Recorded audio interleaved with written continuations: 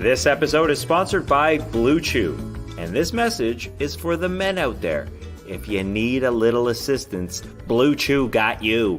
Blue Chew got you. Blue Chew got you. Blue Chew got you.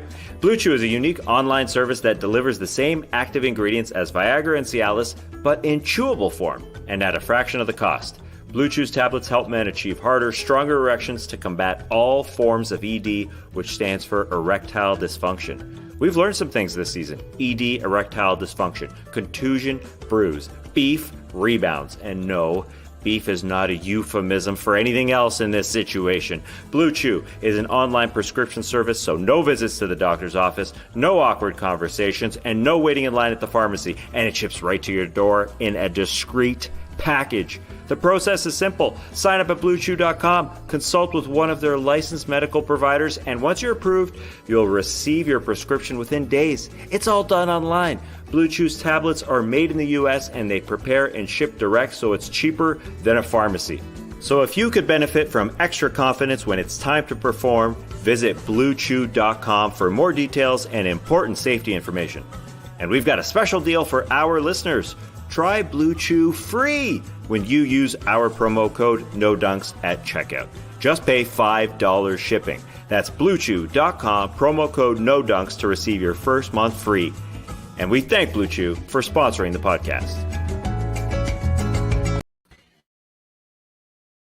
If you get self-conscious while eating hot dogs in public, my new invention, the Glizzy Gripper, perfectly hides the hot dog as you shove it into your mouth.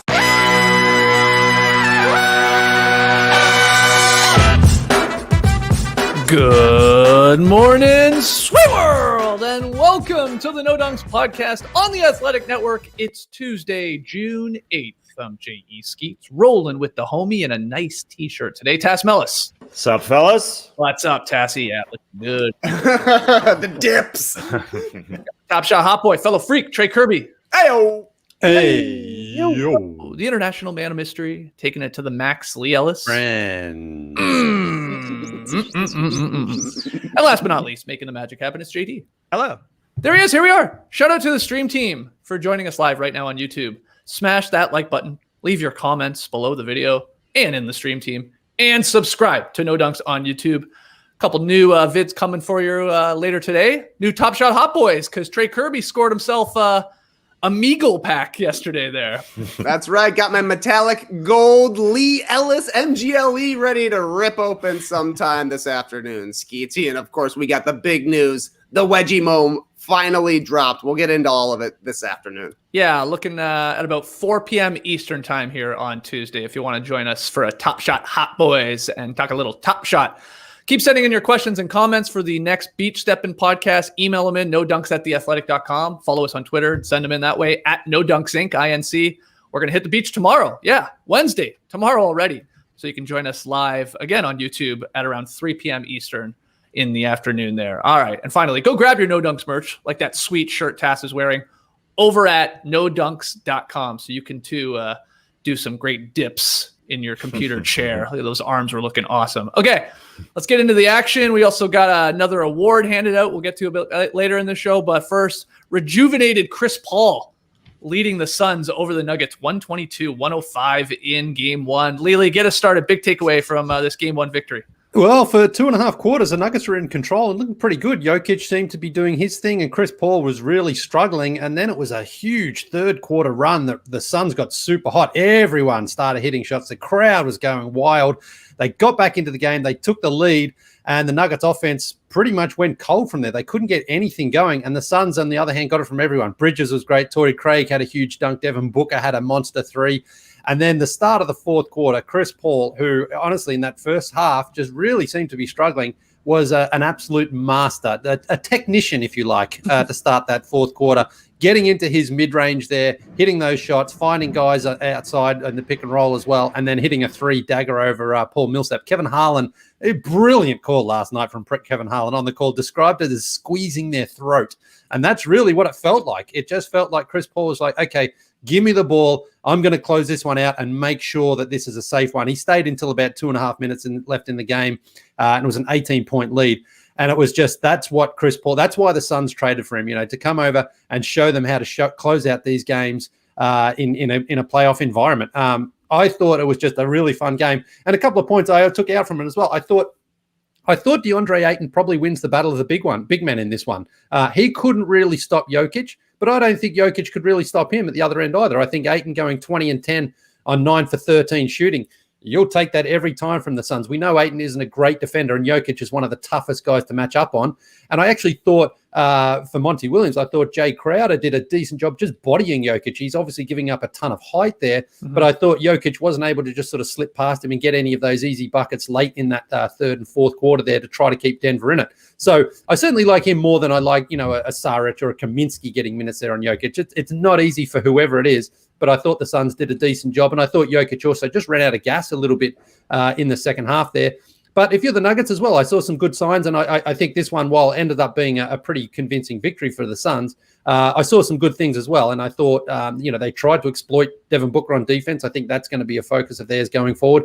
And I just didn't think it was a terrible game. I just think it was that third quarter run, the momentum, fans back in arenas, Suns carried it into that fourth quarter, and then Chris Paul closed it out. So good, fun game here, and a good win by the Phoenix Suns. Yeah, Tass, the Phoenix Suns crowd, it was hype. I mean, it was coming through in the broadcast. Like that crowd was, you could tell they, have not had a sort of meaningful playoff game in a very, very long time there. That building was rocking, especially like Lee said, when they went on that third quarter run where Bridges, I thought, sort of did a lot of damage. And then in the fourth quarter, it was Chris Paul. He did this all season long. If you watch Suns games, it was Chris Paul with a bunch of bench guys, usually at the start of the fourth quarter, building leads, putting games away. And that's what happened here in game one. But a really fun game, I thought. It was a blast, and I think the MVP might be the audio technician in the building because, we're talking about how loud it was. The fans were very loud, but the audio technician does a great job of sneaking in the audio. He's still pumping in some audio there. I was listening to it with headphones because he was doing such a good job. It was such a nice level, never too high, never too low, always at the right time, because it did sound like the fans were taking over. And this was a home court playoff win for me. The Nuggets have nothing to be ashamed of. They were playing so great. This series is going to be a blast. 10 guys who can make a play on the floor basically at all times, especially with the starters. It was awesome. And the Nuggets, had that lead in the third quarter, but it's a home court win, and that sometimes in the playoffs, when the crowd is rocking, when the audio technician is doing his job, you're going to have a great run. And that's what the Suns did in that third quarter. And everybody contributing, as Lee said, especially Mikal Bridges. It's like found money with him when he has such an incredible game, because when the Nuggets are out there looking at the perimeter scores for the Phoenix Suns, obviously you have to run out to Devin Booker and cover him. Obviously, with Chris Paul back, you got to go cover him. And Jay Crowder banging home shots, you have to cover him. But Mikal Bridges is the fourth option on the perimeter. You have to expect that Mikal Bridges will get some open shots just because of how many great players the Suns have. And he was taking guys off the bounce. He was hitting his 3-point shots.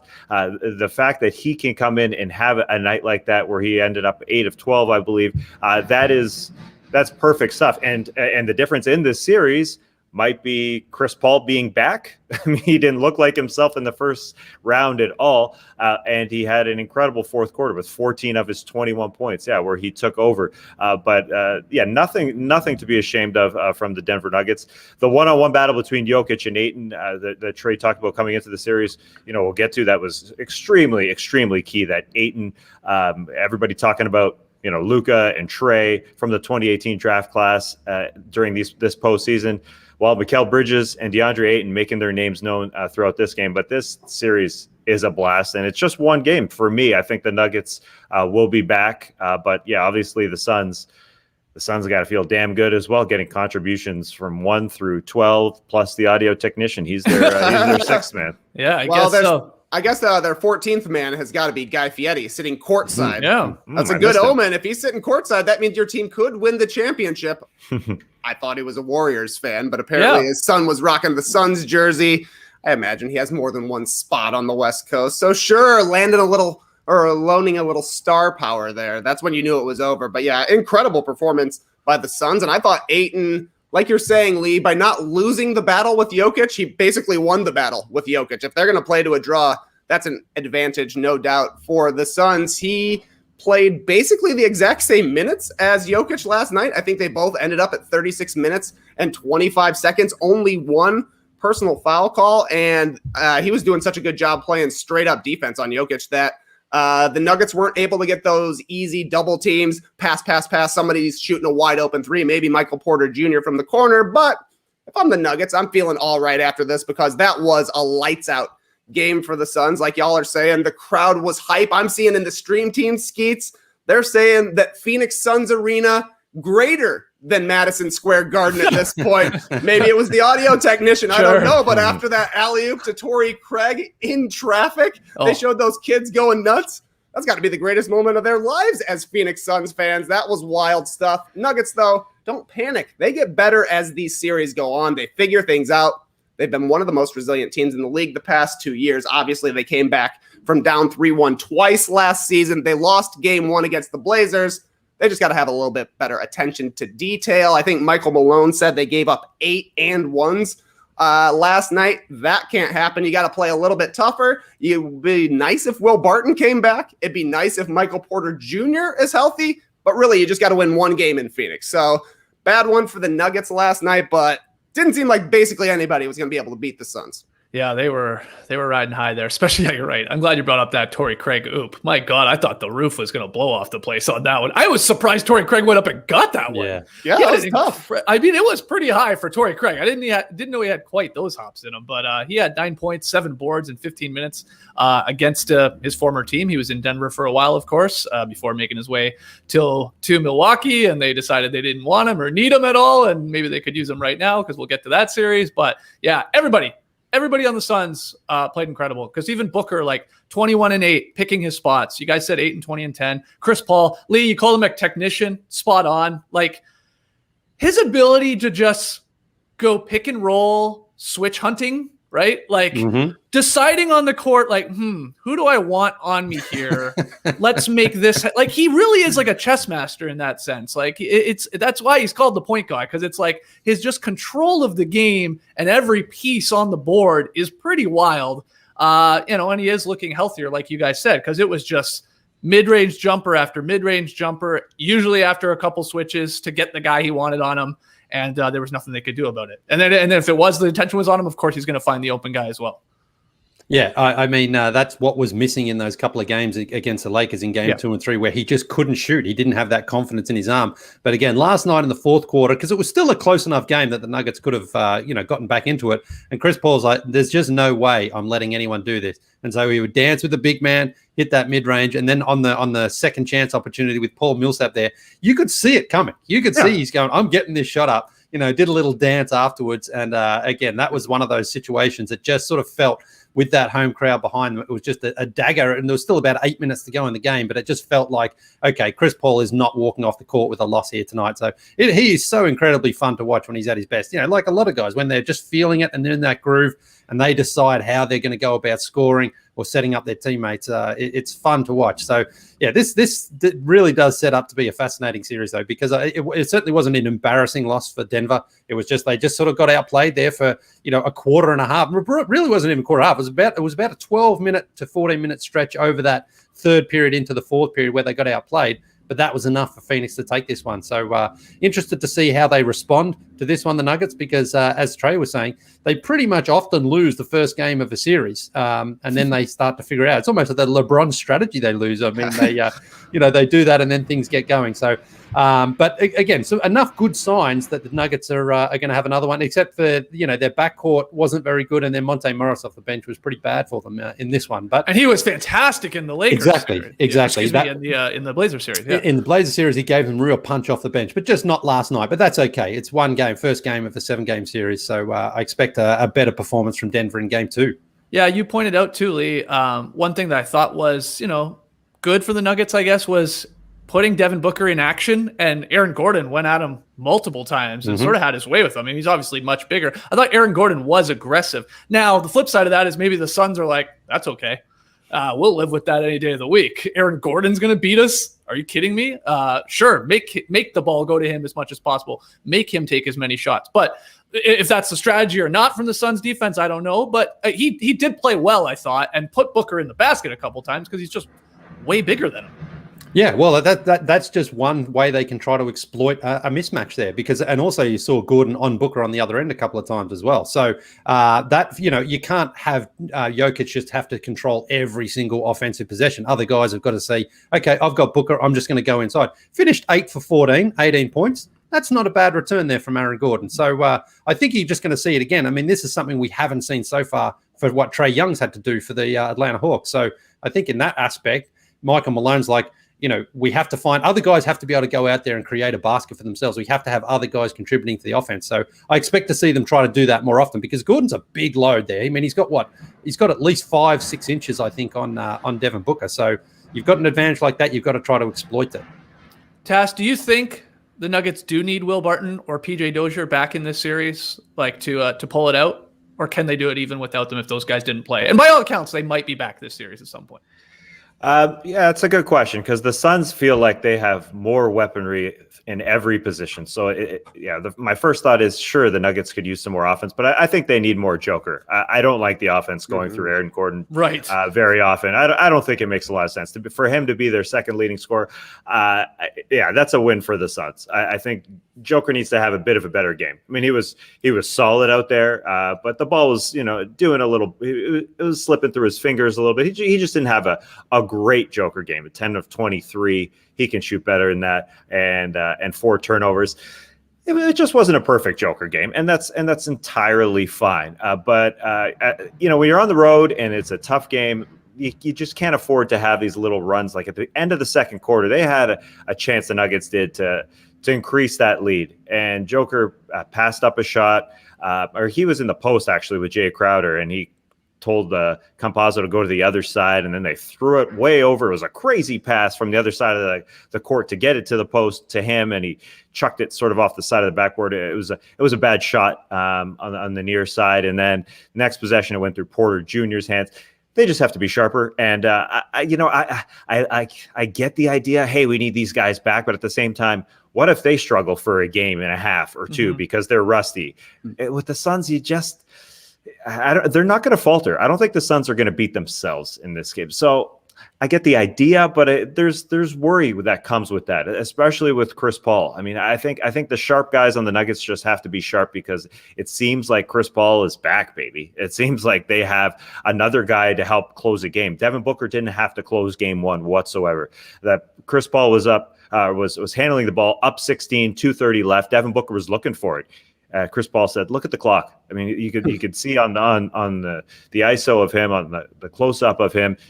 We got time. Let's chill out. Let me dribble out. You can run around. We'll give it to you later in the possession. Devin Booker didn't have to be that guy. He's going to be that guy at some point.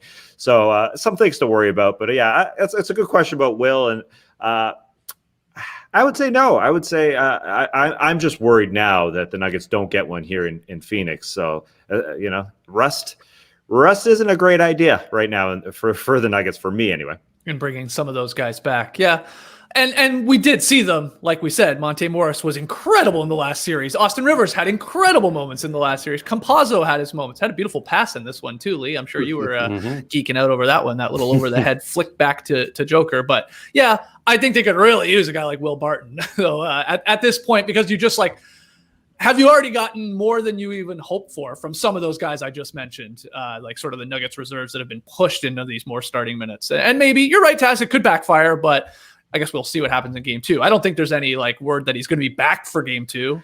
Maybe it is the hope that they can get him back when they go back to Denver here for 3 or 4. So I think that's what they said at the start of the series, somewhere in the middle. Maybe you could expect a Will Barton, maybe even a PJ Dozier back. More bodies. Yeah, at least give it a go. And if they look real, rusty or not healthy enough, then whatever, you just go back to what you were working with in the first round. But I think they could really, guys, just Barton's energy alone, because you said it. There's so many guys out there flying around for the Suns, and that ball moves. He is athletic, and he can at least contribute a little bit just to the mayhem of this game, because it was back and forth, Trey. It was like right from the jump. It was like no rust at all with these teams in the first like couple of minutes in the first quarter. It was like, wow, this is awesome basketball. Now, I don't know if that was compounded by the fact that we just watched the Nets hammer the Bucks and we were like watched like 24 minutes of pointless basketball in the second half there, but the energy and just the execution I thought was pretty high from both these teams. Yeah, no doubt. The first half looked like the series that we were expecting, and the second half looked like home court advantage was a real thing, because in that third quarter, once Bridges started heating up, that was the first time that the Nuggets really didn't respond to kind of a hit that the Suns had made that gave them the energy. They threw the oop to Torrey Craig, crowds going wild, and then Chris Paul took over there in the fourth quarter. That was really the Suns, I felt, riding the wave of the fans. It was really impressive, and they just smelled blood in the water, and they went after the Nuggets, and the Nuggets weren't able to respond where they have been in the past. I'm with you, Skeets. Having more bodies will help, just so that when it's an Austin Rivers game, not in the good way, when he's got 7 points, you can try somebody else. JaMychal Green was one of the guys out there closing for the Nuggets last night. Part of that was because Michael Porter Jr. had a wrap on his back, not a great sign if you're a Nuggets fan, but they had to have somebody out there. Maybe you would like to have it be PJ Dozier. That guy's a pretty solid defender, but he also hasn't played in a little bit. Maybe you would like it to be Will Barton, a little more juice off the dribble. Also hasn't played in a little bit. Yeah. Tass is right, though. It starts with Jokic. He's got to be plus 30 every single game for the Nuggets to win this thing. Yeah, it's pretty wild that, this is where he's at in his career already, Lee. He goes for 22 and 9, and it's like, it's just not good enough, especially with no Jamal Murray and little help against a great Suns team. And that's fine. I think that's fair when you're a superstar. We do it with Giannis. We do it with a bunch of guys. Like 22 and 9, from you recently, that's not an amazing game. And Ayton deserves a lot of credit, though, because he might be strong enough, like young enough. He can get up and down the floor, of course, put a little pressure on Jokic that way too. And just having him trying to keep up, that, he deserves some credit for keeping at least Jokic in check here. And Trey going into the series was like, Ayton's got to stay out of foul trouble. And so far, so good in game one. Like you guys said, the only one foul there. Yeah, well, and he only had 3 assists as well, Jokic, which just shows, again, I haven't broken it down as far as how many assist potentials he had out there as far as missed shots, but that's the sort of thing I think that Monty Williams is trying to take away, is like, if Jokic is at his best and he's getting 8 or 9 assists and putting up 25, 30 points, I would say the Nuggets win a high percentage of those games. So they took away kind of both of those, really, kept his scoring down and kept his assist down, and then you have to rely on other guys to get the points there. So I think that was just a really good strategy that the Suns tried last night, and it worked. And again, it only worked really for that sort of 12 to 14 minute period, because in the first half it looked like the Nuggets were in complete control here without Jokic having to do it all. So they just have to get contributions from everybody, have guys hit shots, and that's why I sort of don't think that by any means this game is going to play out like this for the rest of the series. The Nuggets are going to have a counter attack, and then they're going to have guys who hit shots, and when that happens, the pressure is going to be on Phoenix. So, it was a good battle. And, ultimately it came down, I think, to Chris Paul basically putting this game out of reach for his team. And now it's up to the Suns to sort of the Nuggets to find a way to counter that. And I think they will. So I think this one, I hope we get a 7-game series, because I think it could be 7 fun games, at least like last night. My final note from this one, I don't know if anybody else has anything. It was fun to see Devin Booker replicate his pose, his signature lying on the ground, but like the little head up after the N1, because we saw that was on the game winner, right? Versus the Clippers back in the bubble when they went 8-0. And, stakes maybe, stakes higher, I guess you're in a playoff series, but, it wasn't a game winner. But the N1 Trey, and he went with the exact same pose. Like, it looks identical. I saw the photo and I was like, when was that? Was that last year? No, that was last night. That's literally spot on. Look the exact same. Looks like he's going down one of those body slides at a water park. You gotta keep your head up. Don't want to hit your head on the back of it. But a weird thing to become a signature celebration, just laying there and looking up to see what's going on. But I'm all for it. It was pretty funny to see a second time. Yeah. But he missed the free throw on it too. Yeah, it's true. Yeah. Only you would bring that up. Only you. Well, he missed 2 free throws last night. He's a beautiful shooter of a ball. But indeed. Any other notes from the Suns Nuggets game 1? Anybody? I just got a question. How do we feel about incorrect grammar in a tweet that they throw up on the broadcast? Because I think they're doing a really good job of putting in some tweets, integrating tweets. Because usually, that's a little forced. Oh, here's a tweet. Here's a guy. Here's a GIF. Ha, that's funny. But nice, slick interface, I think, at the bottom. It was Jamal Crawford's tweet that came up. It said, "I'm biased, but I think the Suns are a great team. I'm biased, BIAS, not biased." Look, I'm okay with it. People make mistakes, but why you're just Photoshop in an ED? I mean, why not? You can't do that. Then we got fake tweets here, fake news. Yeah, spell check it. Yeah, spell check I like it. I do like it that they don't have to address it all the time. Yeah, I think that's actually better. Sure. Like there was a George Karl tweet off the top of my head, and you said Jamal Crawford. There's a couple other ones, but they're not like the broadcast is not like, hey, let's look and read this tweet. It's not tweet of the night, I'm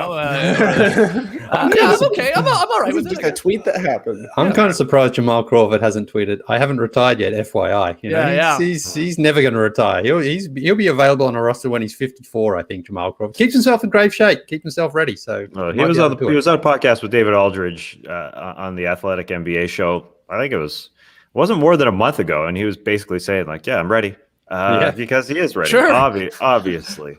But I get why you like the Suns, man. The Suns are great. Deandre Ayton living to his potential. I was actually a little surprised that he was biased for the Suns too. I mean, Jamal Crawford did play for the Suns. Yeah, he played for a lot of teams, and I would say that the Suns were not his most notable team. Very much at the end of his career, but I don't know. I guess you put that jersey on, you hear those fans, you walk in the stick, you'll never forget it. Well, I guess that was his last game. Yeah, his 50-pointer. Yeah, with the Suns, right before he went to the Nets. He played with one game with the Nets after. Is he biased for the Nets as well? Only when he was good. Only when he was good. Last night. Yeah. When you think of Jamal Crawford, what's the number one team you think of? Clippers. Yeah. Then what team? Bulls, but he was drafted by the Bulls. Yeah, I think Knicks probably. Yeah, I think I go Knicks too. I forgot he was drafted by the Bulls. Still Trey did that. Hey, he's played for a lot of teams, and he'll probably be back in the league, which would be. So what did he do? 50 with the Knicks, 50 with the Suns, 50 with the Warriors. Yeah, he got it with 4 teams. I think I think he's the only guy. Holy crap! Yeah, I think he's the only guy who's done it with 4 different teams. Wow. Yeah. Oh, Lee's fact checking. Here we go. Okay, well, we'll take a quick break while you fact check that, Lee. We'll find out after the break, but let's hear from our sponsors here. Yeah, well, I'm a big Sox guy and love them. First thing in the morning, put them on my feet. Great, feels great. Before your underwear? Okay, second thing I put on is underwear goes on first. But socks are very important. I love a good fresh pair, and now, knowing that every time you buy a pair of Bombas socks, you'll be helping the most vulnerable members of our community. Bombas has already donated over 40 million pairs of socks nationwide, which has helped many people, especially those who are experiencing homelessness, and they get to at least feel the comfort of a fresh pair of socks. A small comfort, sure, but it represents the dignity of putting on clean clothes. And here's your chance to help someone in need.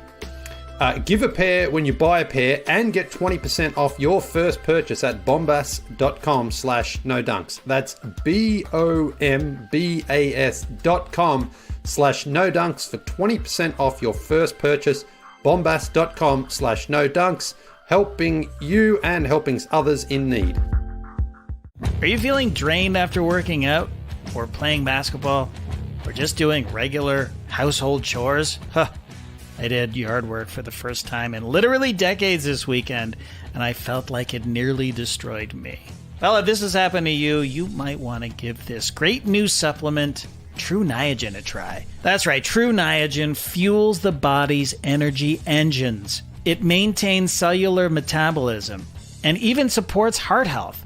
With 11 published human clinical studies and backed by Nobel Prize winners, True Niagen is a supplement that's clinically proven to boost NAD levels, an essential coenzyme required for cellular energy and repair.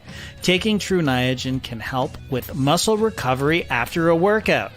Add more vitality to your life today with True Niagen. Right now, new customers can save 10% off their first purchase by going to trueniagen.com/nodunks. That's TRUNAIGEN.com/nodunks to save 10% off your first purchase. trueniagen.com/nodunks. These statements have not been evaluated by the Food and Drug Administration. This product is not intended to diagnose, treat, cure, or prevent any disease. All right. I've been waiting for, what was that? I don't know. Good 2.5 minutes, Lee. You've been typing away like crazy. Yeah. What's the outcome here with that Crawford stat? In 2004 for Chicago versus Toronto, he had 50. In 2007 for the Knicks versus Miami, he had 52. In 2008 for the Warriors versus Charlotte, he had 50. And then the 51 against the Mavericks in his last game. Joining Karl Malone and Michael Jordan is only 39-year-olds with 40-point games and the oldest player ever with a 50. So give it up for Lee Ellis calling it 4 teams. I don't remember the Warriors one. Was that his first one? Did I say? Oh no, nope, Chicago. definitely not. Third one. Yeah, wow. I just read it, man. Yeah. All right, there you go. Good Crawford stats there for you coming back from the break. Okay, let's get to the other game from last night. Not as exciting. Kevin Durant drops 32. Nets go up 2-0 in their series with the Bucks, 125-86. It actually wasn't even that close, Trey. Yeah. Just yesterday, I pitched you guys the idea that the Bucks losing game 1 in a blowout to the Nets without James Harden was a good thing. Not a ton of pushback, I'll say, not a ton. Nope. They shot terrible in game 1. The Nets were extra good. Thinking, hey, game 1, worst possible outcome, right? Nope. Game 2 happened, and I got nothing for you, Bucks fans. Literally the best thing that happened for Milwaukee last night is that they didn't trail by 50. 49, as Ernie Johnson was pointing out, never 50. Kevin Durant scored 32 points in 3 quarters. The Bucks tried a zone early in this game. Kevin Durant, though, he's 7 foot tall. He just shot right over the top of it. Best player in the world status was engaged fully last night. He zinged Jared Greenberg post-game. Kyrie Irving added an easy 22 points. The Nets went 21 of 42 from three-point land. The Sixers, they might be to Generation X, but I think the Nets are the rock because they layeth the smacketh down last night. This was horrible for the Bucks. Giannis looked lost. The Nets were not even close to guarding him. And even Marv Albert was calling him out for taking too many threes. Chris Middleton, Drew Holiday, 30 points on 30 shots. The Bucks went 8 of 27 from 3. They basically tried to turn this into a shooting contest with the Nets. Advantage Nets. This is like a 1 versus 8 series so far. Not a 2 versus 3 with the possible NBA Finals champion coming out of this. A disappointing first 2 games in this series. And I don't know. Bucks need to figure out how to play basketball again or Bud's going to get fired before game 4. I was just going to say, that's what people are saying. Man. Can you fire your coach mid-series, Tass? It's never been done before, I don't think. Lee, I might need you to fact-check me on that. Budenholzer, will he be canned before games 3 or 4? What did you think? I mean, the Nets were pretty damn special, and the Bucks were god-awful again. How the fuck are they so unprepared for that game? The Milwaukee Bucks. Honestly. That to me looked like, game 1, James Harden went out 43 seconds. Okay, that's an early loss there for the Nets. The Bucks knew that Harden wasn't playing. Mm-hmm. They have an advantage there with Giannis. Go inside, try to create something against Blake, even if Kevin Durant's on you there. It felt to me like the Bucks were basically like, Brook Lopez was their best offensive weapon in that first quarter. Giannis and Chris Middleton went a combined 1 for 10 in that first quarter. Giannis didn't even take one close to the rim in the first quarter. That to me is on Giannis, of course. He's the player out on the court, but it's also on Budenholzer. Like, why aren't you saying, okay, guys, we're just going to pound this ball inside, game, like play after play after play. We're going inside. That's how we're going to score. We're going to put them under pressure defensively. Giannis, you're getting to the free throw line. You're going to shoot 25 free throws in this game.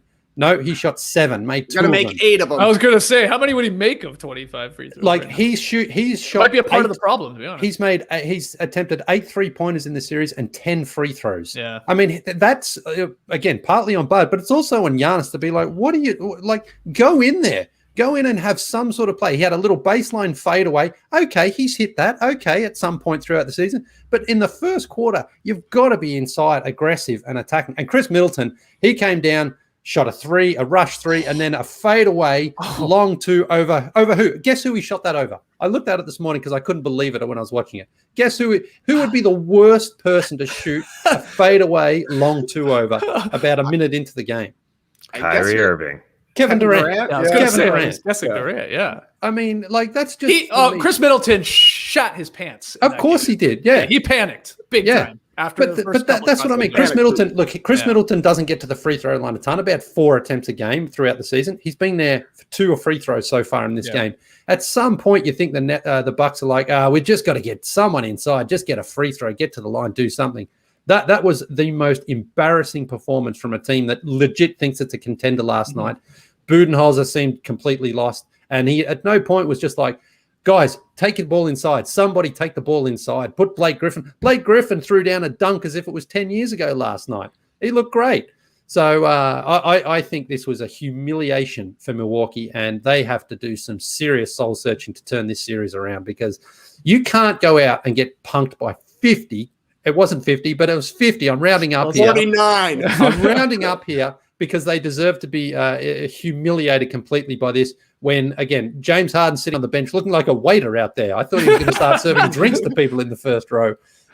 Because Kevin Durant, I think, finished with 32 points. Yeah. Kevin Durant had the easiest 32 points of his life last night. Yeah. There was nothing out there. Kyrie Irving, I mean, he's great. What are they supposed to do with this? I mean, in all honesty, when he looks like this Durant, 12 of 18, 6 assists, couple boards, whatever.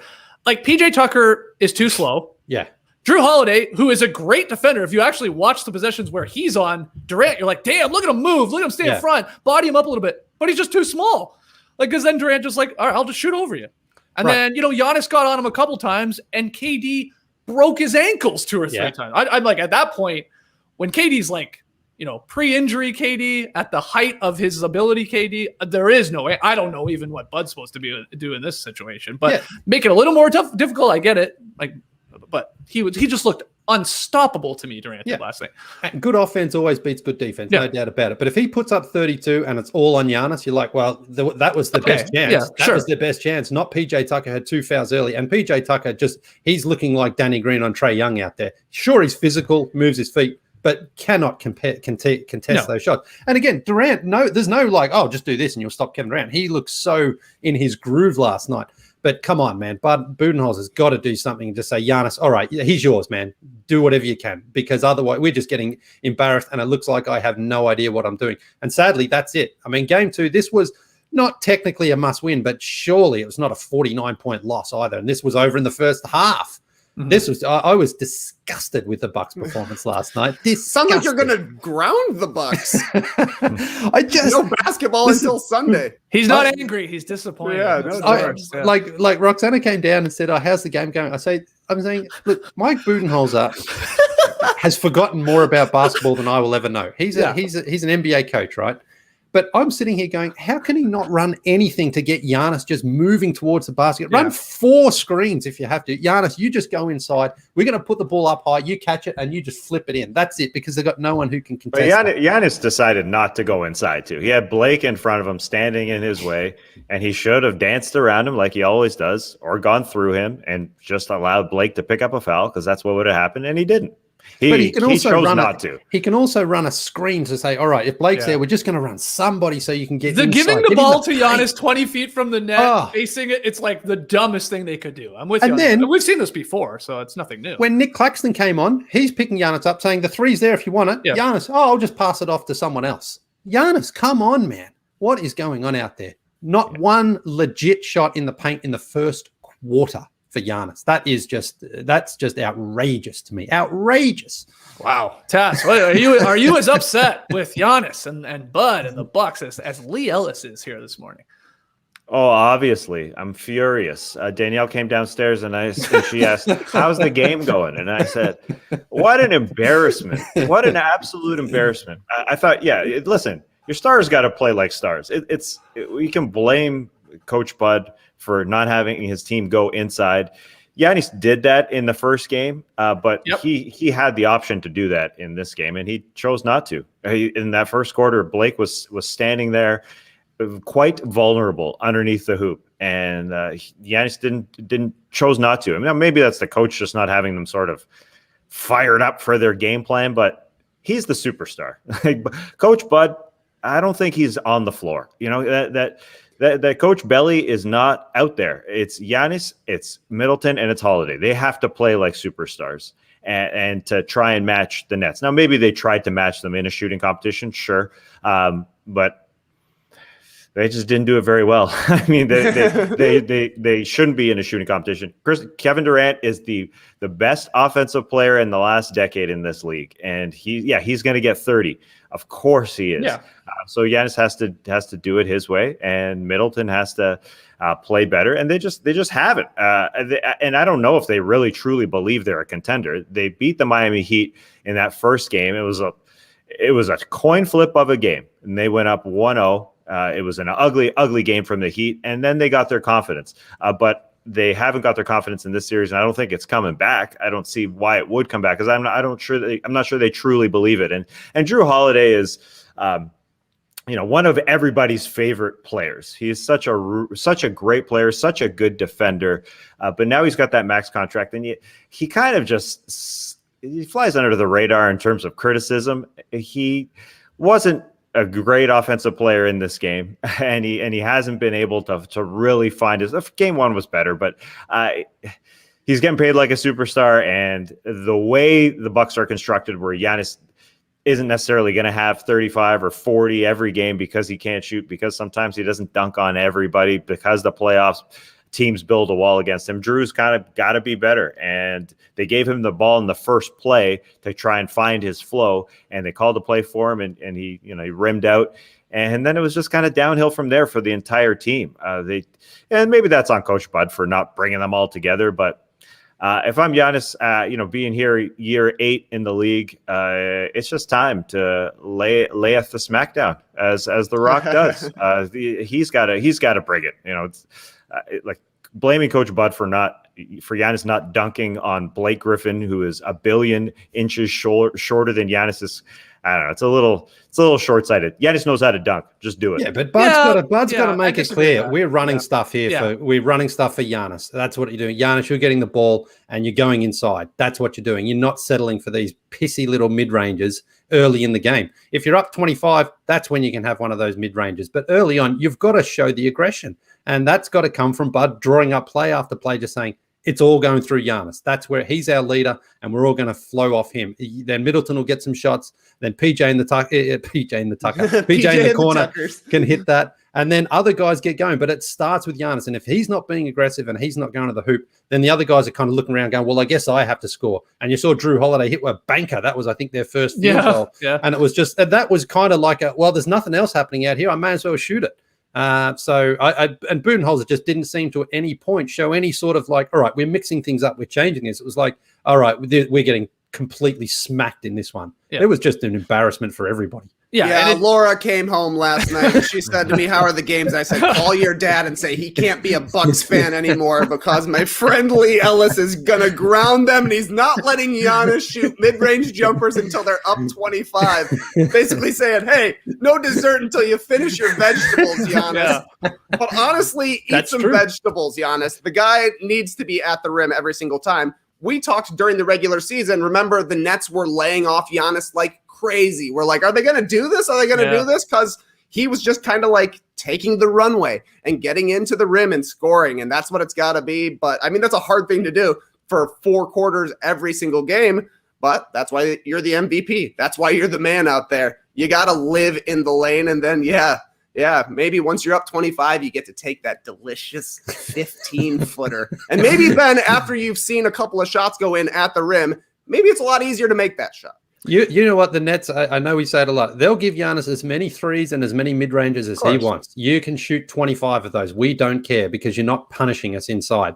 And Giannis right now is saying, okay, fine. It's almost like what Westbrook has done in the past in the playoffs, where he gets caught up by saying, oh, you giving me this? Okay, I'll just keep shooting it. And it costs his team. So, yeah, they have look, again, it's 2-0, and they're both games in Brooklyn, so it's not, the end of the road here for the Bucks, but my God, they have to come out with some urgency and some aggression in game 3. Because James Harden, I think if you're the Nets right now, like, great, we get a few extra days here to rest him. Yeah, it's not like we got to get him back. It's like, make sure that hamstring is ready to go because, there's no need. We're not in trouble at the moment. Yeah, Bucks did not do themselves any favors, too, by turning the ball over constantly there in the first half. It was a 9-3 difference. I mean, you're already playing a team that might have the greatest offense of all time, even without Harden playing. and you're giving them the ball, and they scored, the Nets did 14-0. They had the advantage in those points off of turnover. So that killed them too. And look, I want to give some credit to the Nets here. My God, is this team playing incredible without Harden. Like KD and Kyrie, yeah, like ISO monsters whenever they want, but that thing is moving, man. Like there's some action with Joe Harris and Kyrie that is like beautiful going on. KD finding guys. Everybody on the Nets hit a three, it felt like last night. Like every single guy that played, it felt like. I know that's not exactly true, but I think 9 Nets players ultimately hit one. They went 21 of 42 from three. That was a franchise record for threes made in a playoff game for the Brooklyn Nets too. And this is just wild to me, Tass. I heard the Athletic NBA show say this. Think about like the Nets role players, reserves, whatever you want to call them, right? Coming into the season after KD and Kyrie, you're like, okay, well, and then remove Joe Harris because he's a starter. But like, it was like, who are like their best reserve players going to be? Well, it's going to be Spencer Dinwiddie. Okay, well, he hasn't played at all. He's torn ACL. It was going to be LeVert and Jared Allen. They'd probably be next in the pecking order. They get traded for Harden, who has barely played in this series. Who else was it going to be? You know, well, they acquire a freaking guy like Aldridge, who doesn't ultimately end up playing. Blake's given them great moments. It's just wild to think who their reserve guys were going to be, and then who they've become, like Mike James and Bruce Brown and these guys. Like, it's wild. Like they could. Like my point is, and I know 2 of those guys got traded for Harden. You're going to make that trade any day of the week, but like all these guys we thought might be the reserve players are not. It's all a bunch of other names who casual fans don't even know who the fuck these guys are. Like, who the hell is this guy? Mike James? The guy that played for the Raptors? No, it's a completely different Mike James. It's just amazing to me that Nash and his team, along with the stars in KD and Kyrie and Harden, of course, when he was playing, have got all of these guys buying into their role, like your Claxtons and so on. Everybody is playing their role perfectly on this team right now. And, you know, I'm looking like I'm going to be $100 lighter in my wallet in a second here. She gone. They look incredible because it's not just Kyrie and KD like having to carry them, you know, and which they can do in games where maybe those guys are struggling to hit their shots or not contributing. That's the crazy part to me. It's like, oh, we have stars that could also get us the victory if we just have to solely lean on them. It's wild. You must be feeling good. Everybody loves everybody on this team. The 2 concerns coming into the season were that the Nets didn't have enough depth and they wouldn't have enough basketballs and they wouldn't have enough chemistry. No concerns with any of that right now. Yeah. Everybody on their lineup can play. You know, they finally send in their garbage time lineup, and it's Timothy Luwawu-Cabarrot, a name Lee loved to say at the beginning of the season, a guy who was playing rotation minutes in the playoffs last year. It's an incredibly deep team, because Steve Nash and Mike D'Antoni, for the entirety of their careers, have gotten great performances from role players by just saying, hey, go play your game. Yeah. As long as you play your game and play hard and do what you're supposed to do, you're going to keep getting minutes. Who cares if you miss a shot as long as it's open? Yeah, that's a good point. Can we can the Bucks just fire Budenholzer right now and then get D'Antoni from the Nets bench and have him coach the Milwaukee, and maybe we have a series here in game 3 and 4? Why not? Come on, Lee, honestly, I wouldn't mind seeing D'Antoni on the Bucks just to see what he can do with that offense, because that's what D'Antoni does. Everyone seems to score 20 points a game, and they just need something right now. But there was that 3 that Kyrie had last night, sort of a pull up in transition, and he just banged it in, and at no point did the Nets seem to take their foot off the gas either in this game, until it was obviously a complete blowout. But that was the other thing, is they weren't like, hey, listen, let's just even give them a little bit of hope here. Budenholzer was great. He didn't have to play his starters. 9 minutes to go in the 4th quarter, he yanked most of his starters, so they got rested. It'll be nice and fresh for game 3, which is what he loves. But that's what I like. I thought from the Nets, it was just like, we're just going to keep pounding you until you submit, and that's exactly what happened there. And I think it was Stephen A. Smith who on Twitter was saying, like, to pull your starters game 2 with 9 minutes to go, that's humiliating for your team. And Budenholzer had a lot of questions. He answered a lot of those in the first round, but man, they are back now, and he's got a very short time frame to answer those, or else there's no way he survives if this team gets swept. Absolutely no way whatsoever. He probably doesn't survive even if they lose the series. So, I mean, if they can stretch it to 7 and lose, with a bit of dignity, then perhaps he can. But they didn't have any dignity last night. They were just a complete embarrassment to themselves. Yeah, I saw Zach Cram tweeted, Tess, the Nets are now up to 50, 44, and 91 shooting splits as a team this postseason. 50 from the field, 44 from 3, and 91 at the line as a team. in the entire playoffs. I mean, I know there were only like, how many games have they played here? 7? That's amazing. Mm-hmm. That's really incredible. So it just proves how everybody is knocking down shots and getting it in the flow, really. Yeah, no Jimmy Harden yet either. They would be even better. Yeah, they're starting Bruce Brown in his place, and he was 6 of 10 yesterday. It's a testament to the coaching staff and especially the leaders in Kevin Durant and Kyrie Irving, getting everybody involved and not forcing it. Durant and Kyrie Irving don't force anything on this team, and it wouldn't be questioned if they did, because it's their right to do so, because they're amazing and they could. But you're seeing a different Kyrie from last year than when he was kind of forcing it a little bit on the Nets squad without Kevin Durant. And yeah, top to bottom, Nash is a coach. He's a real coach of a real basketball team here. He's not just rolling out the ball. Everybody who they've picked up throughout the season, like an Alize Johnson, even Reggie Perry getting a few points yesterday. Then with the Mike James, the point by Trey about Mike D'Antoni really empowering his guys, and Nash doing the same to just say, just go shoot, man. Go have a one-on-one little matchup, because that's what your game is, Mike James. Alize Johnson, you're going to chip in this way. Bruce Brown, you're not going to take a shot in the mid-range because you can't, but you can shoot threes and you can dunk. Right. Everybody knows the role. And even guys who were part of the rotation last year, like Timothy Luwawu-Cabarrot, are not, because they don't fit in right now, because there's just so many freaking good players on this team. And Jeff Green is out, who we thought would be kind of important to be able to guard Giannis, but best team of all time? Sure, why not? Best offense. It feels like the best offense of all time. Best offense? Okay, yeah. There's a case to be made there. Bruce Brown took 10 shots last night, 8 in the paint, and made 5 of them. Just pointing that out. That's all. So that's what you want from Giannis, is what you're looking at. I'm just saying, like if he can get into the paint and take 8 shots and make 5 of them in the first half, I think Giannis can do the same. Yeah, it's one thing to get beat by a guy named Kyrie, a guy that goes by the nickname the Slim Reaper. It's another thing to get beat by a guy named Mike, a guy named Bruce, a guy named Nick, just kicking your ass up and down the court, right? That's gonna sting a little bit. Yeah. What is this? A softball league? Yeah, I mean, Mike James basically Brewskis. they called him up from Europe and said, "Hey, you want to come and play for us?" And he's like, "Yeah, all right, why not?" And he's out there giving them good minutes. He's been a decent pickup for him. Yeah, well, in the entire history of the NBA playoffs, 430 teams have found themselves trailing 2-0 in a series. 28 of those teams have managed to make a comeback. Lee, you do not sound high on the Bucks' chances of figuring this out in Game 3, let alone the rest of the series. It sounds like. I hope I'm wrong, but they just didn't even compete last night. That's the real problem for me. It's like Chris Middleton's had 2 shocking games. Really I'm bad. never voting Chris Middleton to an All-Star game again. I'm not going to be fooled. I don't care what he does in the regular season. I told you he was the most important player in this series. I took you through his past shitty playoff performances, especially series where they lost, and the number of times he just never shows up. I'm done.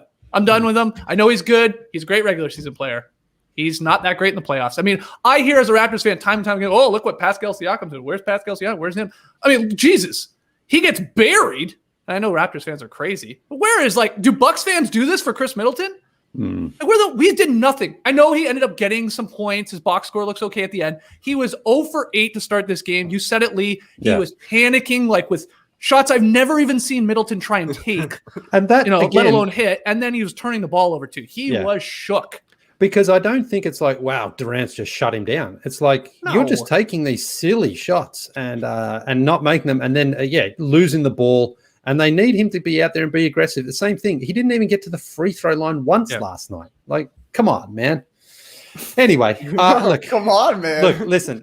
I've seen a couple of times. I didn't think the Raptors were going to come back against the Bucks. Ironically, a couple of years ago, I thought when the Cavs, of course, came back from the Warriors down 3-1, they lost those first 2 games. They lost game 2 by 30, and they looked completely embarrassed. Now, Draymond got suspended, Bogut injured. Things happened, but so it can happen. You thought the Lakers were going to obviously roll over the Suns there early in that series? Yeah. Clippers down 0-2 against the Mavericks this last round. Yeah, so it can happen. Things can turn around, but again, it's okay, you have to change drastically from game 2 to game 3. So they're capable at home. They won 2 games and no James Harden toward the end of the season, so they can do it. But Yeah, But Giannis was a monster in those games.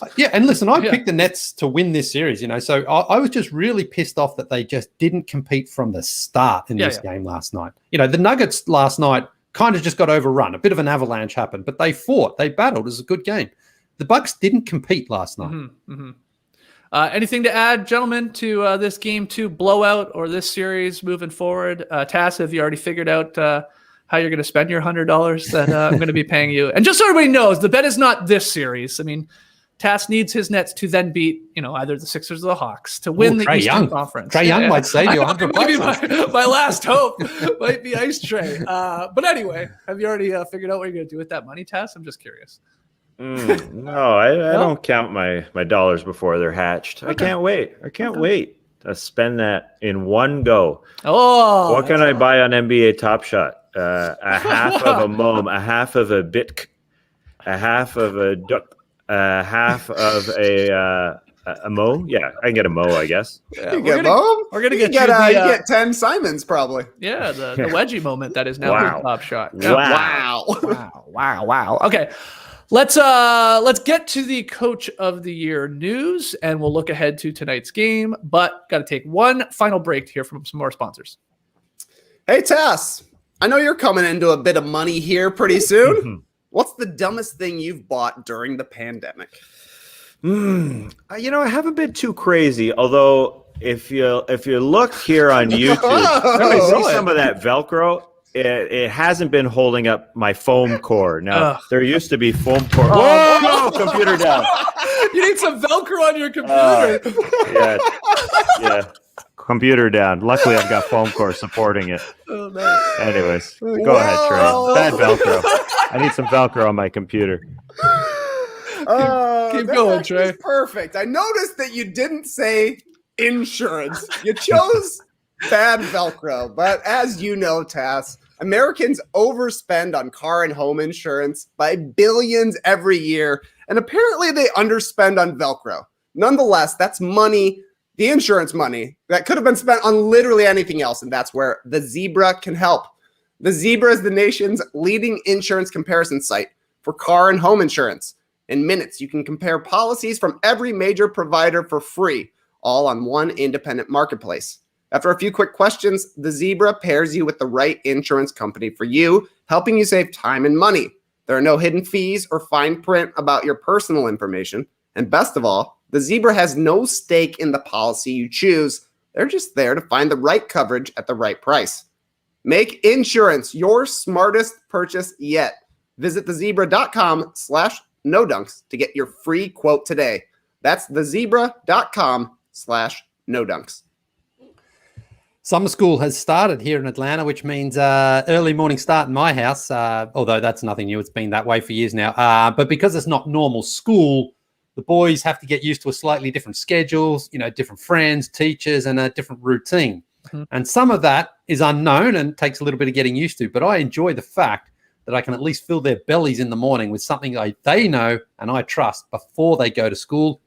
And that, my friends, is Magic Spoon cereal. I had the couple of bowls ready for them there this morning. I thought, wonder what they're going to choose. Are they going to go for the blueberry or are they going to go for the fruity frosted? Which one, fruity or frosted? Which one are they going to go for there? Because sometimes that can cause a bit of tension, but it didn't really matter. It basically the rules are whoever gets to the table first gets the pick. So 9-year-old won the battle this morning. But look, the 4-year-old doesn't lose because he still gets a great cereal.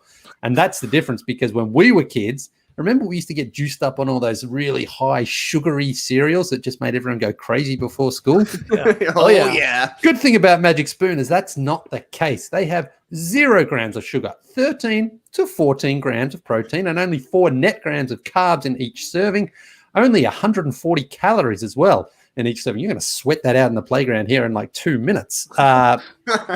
Keto-friendly, gluten-free, grain-free, soy-free, low-carb, and GMO-free. Build your own box too, because you've got flavors that you can custom bundle: cocoa, fruity, frosted, peanut butter, blueberry, and cinnamon. Go to magicspoon.com/no-dunks and grab a custom bundle of cereal and try it today. And be sure to use our promo code no-dunks at checkout to save $5 off your order. Magic Spoon is so confident in their product, it's backed with a 100% happiness guarantee. So if you don't like it for any reason, they'll refund your money. No questions asked. I won't even say, oh, why didn't you like it? You want to try this? You want about that one? No. Say, don't like it. Give me my money back. Bang. Fire all your money back in your hand. Or probably, electronic, but you know what I'm saying. Remember, get your next delicious bowl of guilt-free cereal at magicspoon.com/nodunks and use the code NODUNKS to save $5 off. Thank you, Magic Spoon, for sponsoring this episode. This episode of No Dunks is also brought to you by Bourbon Time.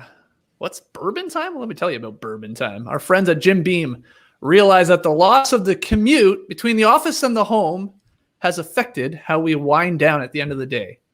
Preach. They want to help us beat the burnout and reclaim the hour of 6 to 7 p.m. as our own. Our bourbon time, if you will. And oh, I will. And as you guys know, at least some of you know, we're going to be celebrating bourbon time this Thursday night during our happy hour watch party. You can ask us anything by way of the stream team. Pour yourself a glass of Jim Beam if you're of age. Come hang. Now, again, Jim Beam says bourbon time, 6 urban 7 I'm is 6 to 7. And that's fine. I get it. That's the happiest hour. But, we go a little bit later with our happy hours. I mean, we live every hour like it's bourbon time during happy hour. So come hang for the No Dunks watch party. Have a smooth glass of Jim Beam. Lee, you said you're going to concoct a drink for us using Jim Beam. Is that right? Yeah, well, I used to be a barman back in the day, a barman, using the air quotes there. So I'll see if I can dust off the old barman's jacket. Are you going to charge my card some $200 because you did that to somebody before? Yeah, that's right. Yeah. Well, we'll see. We'll see what we can get. I've been looking at a few different recipes here, so I'll see what I can come up with. Good thing is you won't be able to try it, so you won't be able to say, this sucks, this is terrible. But we'll have some fun. Okay. I can't wait to see what you, mix together there on Thursday night for our happy hour. And remember, everybody does need some time for themselves. So join us in reclaiming 6 to 7 as the happiest hour. So you can do whatever it is that makes you happy. And if that involves a glass of bourbon, remember to drink Jim Beam responsibly. Jim Beam, Kentucky straight bourbon whiskey, 40% alcohol by volume, copyright 2021. James B. Beam Distilling Company, Claremont, Kentucky. Very excited. Hold on. What do you mean we're not going to be able to try it? I thought the homework assignment was you give us the recipe and we all do it. Oh, wow. It's like a class, like a master class. I thought it was going to be me just making it there in front of everyone, and then I'll sip it, and and then I can pass it on and say, okay, this is the recipe. You guys can try it. So yeah, you do need to do a trial run on it. You're right. That's right. Yeah. So. All right. So we'll just have to trust you whether or not it tastes good. Yeah. But we're going to be judging the appearance of it, how long it takes you to make it, because that usually takes a couple hours. Try and do it under 15 minutes if possible. Oh, well, you want to have some fun. It'll be. I'm going to watch Cocktail tonight with Tom Cruise and Brian Brown and Elizabeth Shue, just to see if I can get some skills on how to flip and twist. Turn, shake it. Oh, yeah, nice. Yeah. Okay. Why don't you try and do the speech from Cocktail in the bar? Oh, yeah. What is that? I haven't. I don't know it off the top of my head. I'm just saying, look it up if you're going to watch the movie. Yeah. Okay. Try your best. Okay. Yeah. That is happy hour this Thursday night. Yes, it's back. It's been a while since we've done that. And we got Jim Beam coming on to help us out with that. Love it. Perfect. Synergy there. Jim Beam for an NBA happy hour, a little watch party with No Dunks. Sounds good. All right. Some news before we go, guys. For the second time in his career, Tom Thibodeau has been named the NBA's Coach of the Year. The Knicks coach who led the team to a 20-win improvement this season. He just edged out Suns coach Monty Williams by a total of 11 points, while Jazz coach Quinn Snyder finished third. And, TK will know this. Tibbs also won the award in his first year with the Bulls back in 2011. So, Lee, were you surprised at all by this? I'm going to share on the stream team here the coaching breakdown, because it's interesting because Monty Williams actually had more first-place votes than Tibbs, but total points, it goes to Thibodeau there in a very tight race. But were you shocked at all? Not shocked. I mean, I think it was going to come down to one of those two guys. I personally chose Monty, but I'm not angry that Tibbs won it. I thought he did a fantastic job there in New York. He really got them playing good, strong, solid basketball at both ends of the floor. Obviously disappointed that the season sort of flamed out for them in the playoffs there, but a very, very deserving candidate. And I think this also, just the closeness of the voting between those two shows just how they both had really strong cases. And it came down with the voters, just like, what did you value more? The improvement of the Knicks from being pretty much a disaster to a home court advantage in the first round? Or did you sort of see like the Suns and think, well, they kind of were expected to make the playoffs, but I don't think many people had the Suns finishing second in the Western Conference. So that's why I chose Monty Williams. But, Thibs did an incredible job there in New York. And Knicks have got to be happy because I thought it was a bit of a risky choice bringing in an old guy who's kind of stubborn and stuck in his ways. But he showed a little bit of flexibility this year and got a lot out of his players. Of course, Julius Randle's already been named Sixth Man of the Year. And Derrick Rose had a very strong finish to the season. So lots of positives out of there to take out of this season from the Knicks. And Thibs winning Coach of the Year is one of them. Now the challenge will be, how does he improve this team next season going forward? So I think there'll be some personnel changes. But, I think Thibs has shown that he still can coach in this league. Yeah, what do you think, Tass? Was this East Coast media bias going here with Thibs getting more votes than Monty Williams or maybe even Quinn Snyder with what they did out West? How dare you? Right. Thibs deserved it, don't you think?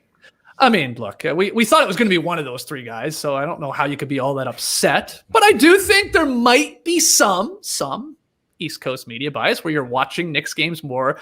You're seeing the team more if you're on the East Coast. I mean, I don't know the breakdown of all the voters, like where they are, but my gut says maybe there's more on the East Coast. Bunch of Lee Ellis's going to bed early. I think maybe a small part, and maybe with the Monty Williams thing too is like I think a ton of credit, and probably rightfully so, goes to Chris Paul, and they're like, well, Chris Paul is also sort of a coach on the floor, but I'm not upset. I assume you're not either with this decision. I think the biggest gap between expectations and performance was the Knicks. I think most people, if you look at that roster of the Phoenix Suns, even in the Western Conference, was that they should make the playoffs. And 2 is way higher than people thought, for sure. But the Knicks going from low lottery to 5th seed, that's usually who gets their home team. Yeah. Oh, yeah, well, whatever. That's a really stupid rule as well. The Hawks win the division. Why aren't they the 4th seed if they have the exact same record as the New York Knicks? Tiebreaker, that's dumb. Anyway, they have the exact same record. It's the biggest jump, I think, and that's why Coach of the Year is always given to that person. It's always given to the person most likely, in most situations that's the gap between expectations and performance. So that's understandable. I mean, I was a Monty guy for a long time, but Tibbs probably got more out of his personnel than extracted the absolute most, every single drip out of his personnel than Monty did. What do you think, Trey? I think this was the perfect vote because Tibbs won for this season. Like everybody's saying, the Knicks came back with basically the same roster they had last year. The main change was bringing in Tibbs and immediately having an identity that worked out and that the team was committed to for the entire year. But also Monty Williams did kind of win this as well, getting the most first place votes.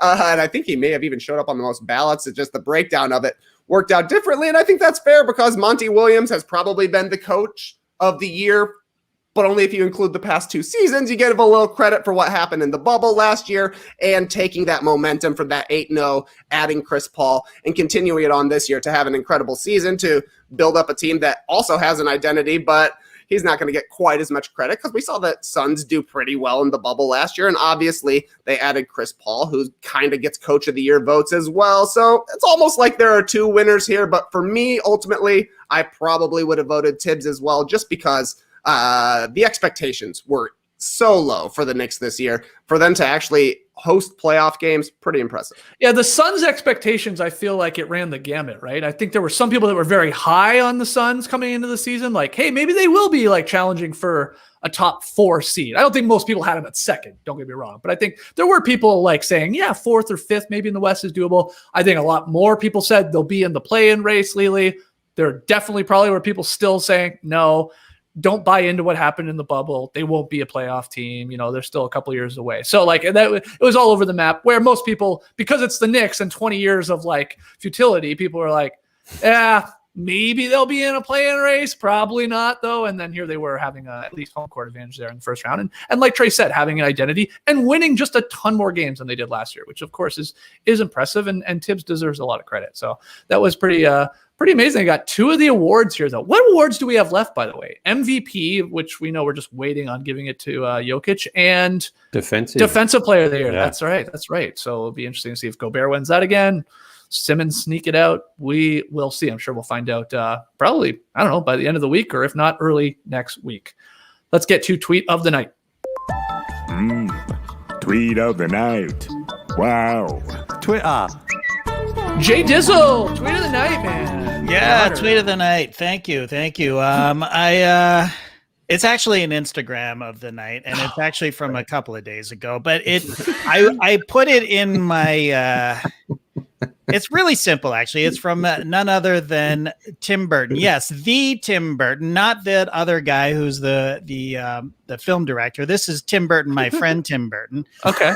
And this is a picture. It's just a picture for the audience at home. He's just relaxing and enjoying his cottage. Gross. Look at the view. And yes, his foot is in frame. Now, listen, on this show, for literally years, I've been hearing about old 8 toes. Here's a picture of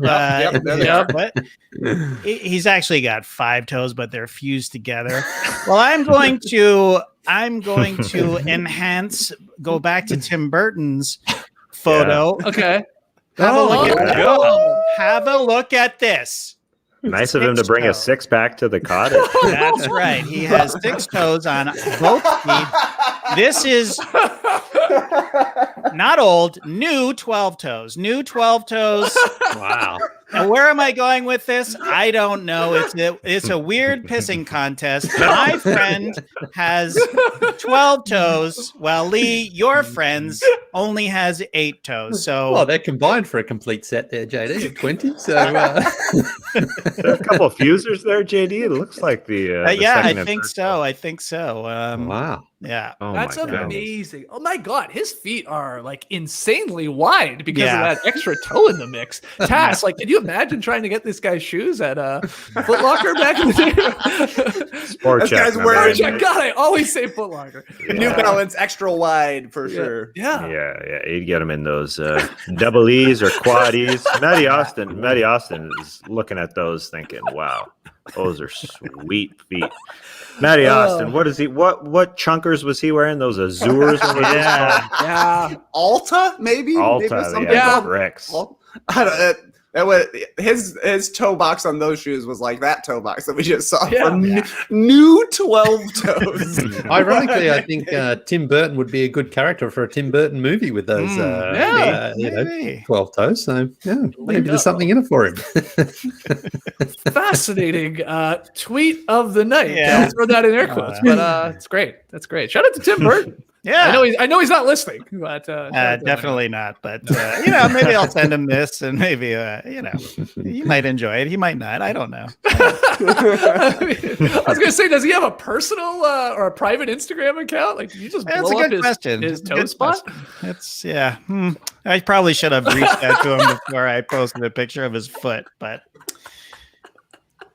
Yeah, what are you gonna do? Oh well. Yeah, we're good. Too late. Okay, tonight's games, 2 on tonight. TNT, game 2, Hawks Sixers, excuse me. And then game 1 between the Clippers and the Jazz. Yes, that's in Utah. Just quickly here before we wrap up, one thing to watch for in either of these games, TK. I want to see Ben Simmons on Trae Young from the start. Sounded like he wanted the matchup after game 1. He should be the primary matchup, you would think. Obviously, Tybalt should get some time as well, but we don't want to see Danny Green and Seth Curry trying to guard Trae Young. The key will be Simmons staying out of foul trouble. When he finally did start guarding Trae there in the third quarter of game 1, picked up a couple of fouls in just 3 minutes, but he's definitely the guy who's got the best chance on the Sixers with the size, the quickness, and the length to really challenge some of Trae's shots, whether it be a step back 3 or one of those little pull-up floaters he likes to shoot. Mm-hmm. Ben Simmons really needs to put his stamp on this game. Tass, same question. Either of these games, what's something you're really going to be focusing on tonight?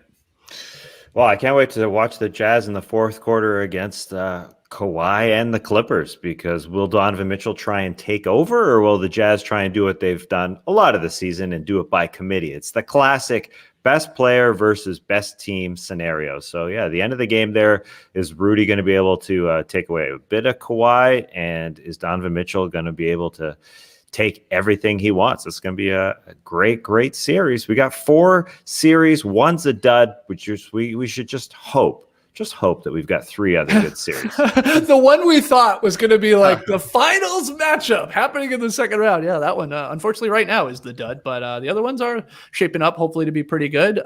Do the Sixers need to win tonight, Lily, for them to escape the Atlanta Hawks, who are playing fast and loose? Yeah, I think so. I mean, I know we just saw the Clippers come back from losing the first two at home, but it certainly wouldn't be the way that Doc Rivers would like to come to Atlanta with his team in a 2-0 hole. Because if Ben Simmons does go on Trae Young and the Sixers still win, then where do the Hawks still win? Where do the Sixers go from there? So this one is shaping up, though, to be a pretty interesting series. Because what will Joel Embiid look like tonight? I mean, I know he wasn't 100% in the other game, but if they can get Clint Capella off the floor, then that really does leave a hole, I think, for the Atlanta Hawks, because it's basically Gallinari who's going to maybe get some minutes there, and Okongwu as well. So that really should play into the Sixers' strategy somewhat. So will Joel Embiid try to do that? I know Capella, I think, finished with 5 fouls in game one, but if you can get him off the court early, that might just open things up a little bit. So we'll see. I'm very excited for this one. I was excited for last night, though, too, and disappointed and furious and angry this morning. But I've got a little bit more faith in the Hawks and the Sixers. You never really said, what did Roxy think of your Budenholzer rant? Was she agreeing with you, or did she just walk out of the room? I think she was just being the good wife, asking the question, but not really listening for the answer. Just like, oh, yeah, okay, I got to go to bed. It's like 7:45. Okay. Well, hopefully she'll be watching tonight. We'll be back tomorrow, 10 a.m. Eastern, live here on YouTube to break down Game 2 Hawks Sixers and Game 1 of the Clippers Jazz. Make sure you join us if you are a Stream Team member. Smash that like button, subscribe to No Dunks on YouTube, and leave a comment below the video. Help us defeat the algorithm. Back later today, Trey and I are. Top Shot Trey, Showcase Skeets with a little Top Shot Hot Boys. I didn't get a pack, so I will be living vicariously through TK's opening. But we do some moment giveaways if you're a Top Shot Hot Boy and girl. So come join us, 4 p.m. Eastern, live on YouTube, give or take. Just make sure you subscribe so you know when we're going live. And then, Beach Stepping tomorrow afternoon after our daily show. Get your questions in, nodunks@theathletic.com. Tweet them in at NoDunksInc. Tess, is the computer okay? Mike's okay? Everything? After everything fell over there? That was amazing. It was like the Blair Witch. Something was happening. Yeah, how did it look? It looks incredible. Wait till you play it back, man. It's amazing. Oh, yeah. I can't wait. We could hear it. The foam came in handy. Yeah. At least for something. Oh, the foam that has fallen off the wall.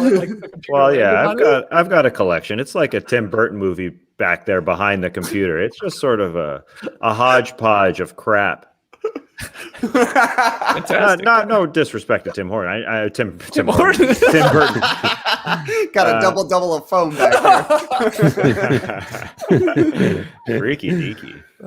Imagine handing over a Tim Hortons cup to a guy with 6 fingers instead of 6 toes. Does he have 6 fingers on each hand too, JD? No, it's just the toes. Just the toes? Oh, yeah. All right. Well, we got new 12 toes. Shout out to old 8 toes. That's a 20 right there. And you add them all together. Clipper Bros. You heard it here first. Have a great time. Turn up. Love you guys. Awesome. Thanks for joining us. And remember, don't let new 12 toes fool you. The most important toe is the thumb toe. Embrace the day, people. You could stay